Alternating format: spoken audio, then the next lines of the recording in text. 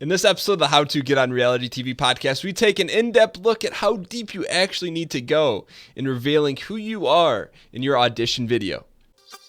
Welcome to the How to Get on Reality TV podcast with Dan Giesling, where I answer your reality TV casting questions once a week. Hey everyone, and welcome to another episode of the How to Get on Reality TV podcast. My name is Dan Giesling, and as always, I'm excited to be here and help you guys with your reality TV casting questions. We have a great question this week from AJ, in which he shares his story and wants to know if should he go more in depth or should he pump the brakes and take a different angle. So it's a little bit of a case study we're going to take a look at.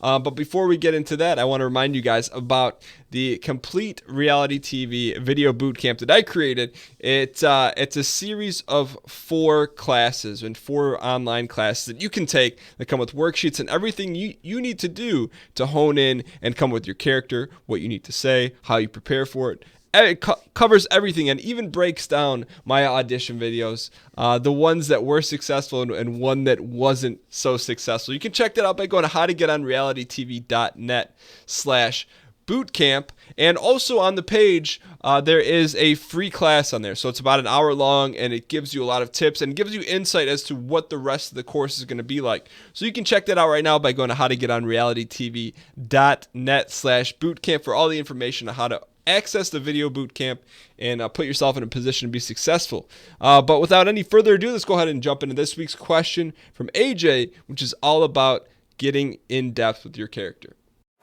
Hey Dan, my name is AJ and I'm from Los Angeles, California. I'm 26 years old, a proud atheist, and an Academy Award nominated designer. I've been applying to Survivor for 4 years now, this being my 4th submission. The first 2 years I applied, I'm proud to say that I got called back. I spoke with a casting director, but that's as far as it got. My 3rd year I applied right at the deadline, but never received a call back. Now I know what your advice will be on video number 4. Go back and do what worked in videos 1 and 2, but here's my dilemma. When I spoke on the phone with the casting agent 2 years ago, she came to the conclusion that I was too young and I didn't fully understand myself yet. My casting video had a lot of, I'm a jerk, I'm an a-hole, and it was because I was a basketball player.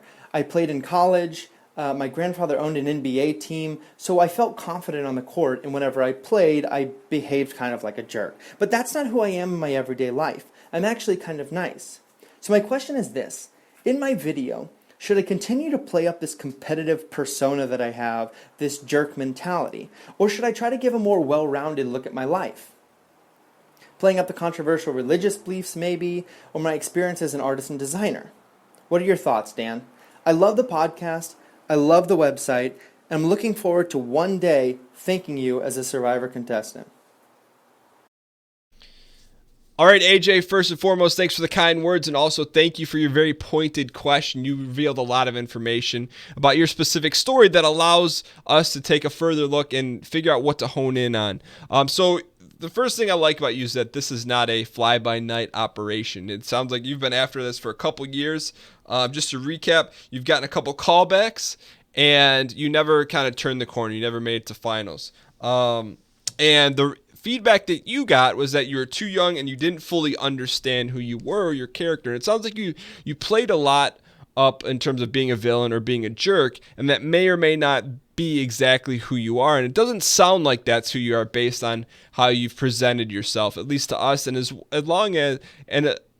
well as that's what the casting director saw in you as well. So I want to talk about specifically what you should focus on. And your question was, hey, should I focus on being the super competitive jerk or take a different route? And if you're listening to this podcast and you have the same question, how do you decide which angle to go? The way to go is to always give the accurate portrayal of yourself, the most interesting portrayal of yourself. And being a jerk really isn't that interesting, to be honest with you. It's just, I could see a lot of people playing up that role and they're not necessarily like that. However, your story is extremely, extremely compelling.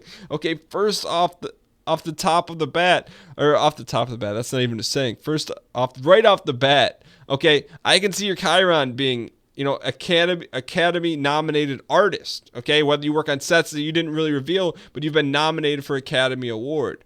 So that's really, really important. There's a lot of stories that are going to go along with it. What did you do? How did you do to get to that point? What is your role? What was it like after? What was it like before? What was the process like? There's a lot of things you can talk about that, because there's just not a lot of people applying for reality TV that have been, Oscar nominated, whether it was for, art design, set design, whatever. That's really unique. The second thing, you're a former basketball player, which is impressive in college, but you're a former basketball player whose grandfather used to own an NBA team. That's a huge, huge selling point on one of your main character points. The fact that your grandfather owned an NBA team, what was that like? Did you just roll up to the state and be like, hey, yeah, I'm going to sit next to Michael Jordan this week on the bench? I mean, like, what was that like? That people are automatically going to associate a lot of things to you because of that, and whether you may or may not like it, but they're going to assume that you're well off, because if your grandfather owned an NBA team, well, come on, you probably are well off. But that's fine. That's something that people are immediately going to remember about you, and that they're going to have an opinion about that one way or another.